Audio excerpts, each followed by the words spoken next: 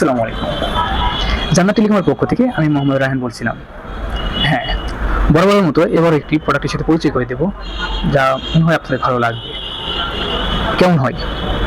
৮,৫০০ টাকা বাজেটের মধ্যে 8 GB র্যাম, 64 GB রম, 50 মেগাপিক্সেল ক্যামেরা, সাইড ফিঙ্গার। হ্যাঁ, অবিশ্বাস্য হলেও এটা সত্যি। স্যাম্পনি এবং গ্রামীণ, মানে এডিশন যাকে বলে, স্যাম্পনি এবং গ্রামীণ দুটি কোম্পানি মিলে একটি মডেল।